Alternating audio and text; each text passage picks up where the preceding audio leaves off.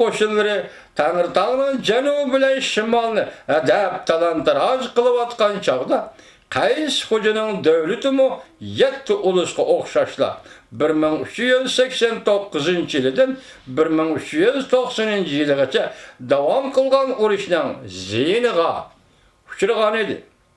Shuningdek 15 yil ichida ular do'stona munosabatini saqlab kelgan bo'lsa-mu, shunisi aniqki, qo'rqinchli zo'magar davlat uning chegarasida devaylab turgan chog'da Qays xo'ja zodila xotirjam bo'la olmaydi.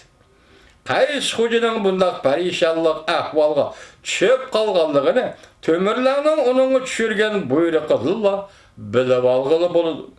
To'mirlarning buyrug'i bo'yicha u ba'zi joylarda dehqonchilik qilib, mol-varan to'plab, To'mirlarning jungiga tajovuz qilib kirishiga tayyorlik zo'r qo'shini ta'minlashi kerak edi. O mo'sha buyruqni o'rindayotganda Qashqariyaning hukmronlari bu Tangri qomchisining 1905-yil 5-fevralda to'satdan vafot bo'lganligidan xabar topdi. Qays hujumi uzun o'tmay olamdan o'tdi. Qisqagina 150 yil ichida bu katta istilochining zamini yana bir qatam parchalanib ketdi. Darvaqa To'mirlarning ahvoli Chingizxonnikidan oddiyroq edi. To'mirlarning Chingizxonnikidek O'g'day, Chag'atayga o'xshash atoqli varislari yo'q edi. Chingizxonning urug' jamiyatlari cho'nqur yildiz tortib ketgachga ta hozirga qadar uning avlodlari Chingizxonning nomini o'chirmay kelyotdi. Lekin To'mirlarning bunday avlod pushtunlari yo'q edi. To'mirlarning erki o'g'li Jahongirning o'limi uning o'ziga varis tanlash umidini yo'q chiqardi.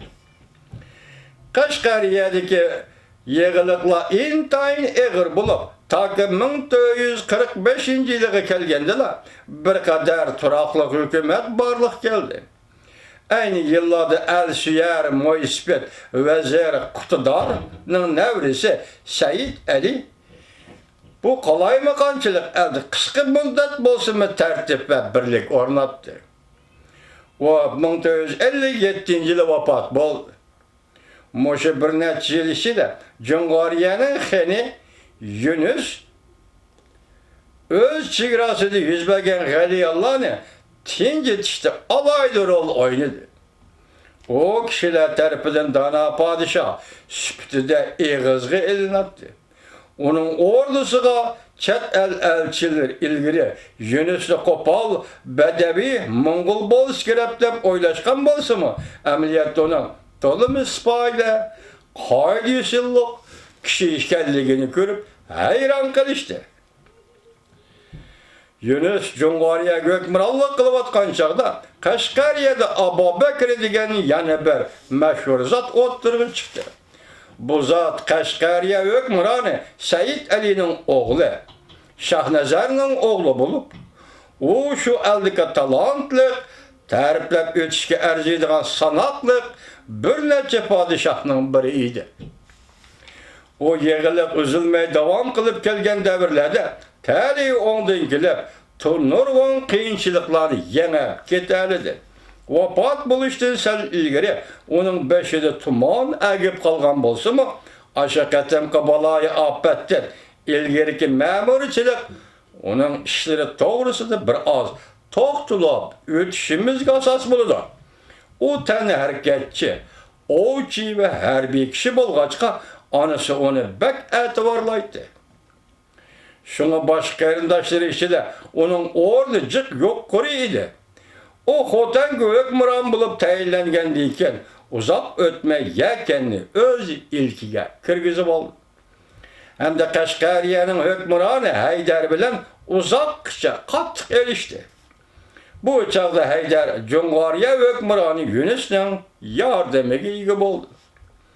Abu Bakr garchi ularning birlashma qo'shinini ko'p qatim mag'lub qilgan bo'lsa-mu, lekin Yunusning nurg'un qo'shinini yengishga ko'zi yetmadi.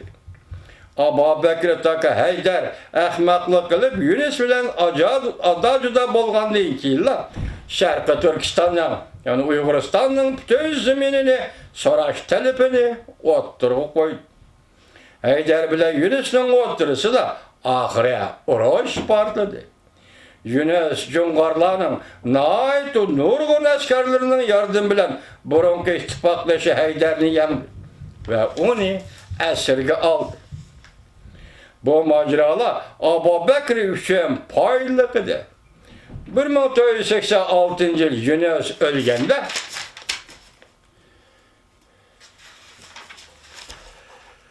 Kaşgariyelge Abu Bekir 10'uça kaldı. O Kaşgariyeni bütünle egellep bolgan deyken 1999 yıl geçirin la. 1999 yıl tünce kıtım eğer tehdit gözüç geldi. Yunus'un oğlu kişiler tarafından Kassap dep atalgan Ahmet Çağatay Mongollarını başlap gelip ona zımini tecavüz kıldı. Dastlapda iki taraf ten kelip kalgan bolsa mı, lekin uzak ötmeyle Abu Bekir şimaldan kelgen baskınçılar yene kaçırdı. Şuna deyin ki 15 yıl içinde Abu Bekir hükümranlığındaki Kaşgariye emirlik ve memurçilik içinde güllep yaşlandı. Beyip avadlaşıp aç göz koşunlarının gözünü kızartıp etti. Şu yıllarda bu devlet müstabitlik usul bilen başkurulup kelgen bolsa mu, lekin yanıla güllendi. Xuddi şu yer toğrısıdaki bir yılnamı da hatırlanganda seyyahla Encan'dan Cungunun çevresideki Komulga kadar bolgan yollarda hiç nimeden teşviş kılmaydı. Tamaktan, konalgıdan gam kılmaydı.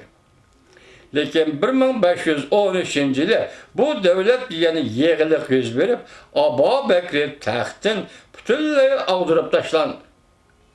Ahmet'in oğlu yani Cungariye hükümranı Mansur'un inisi Siyid şu yılı Kaşgariye'ye tecavüz kılıp girip Kaşgariye'de besip aldı.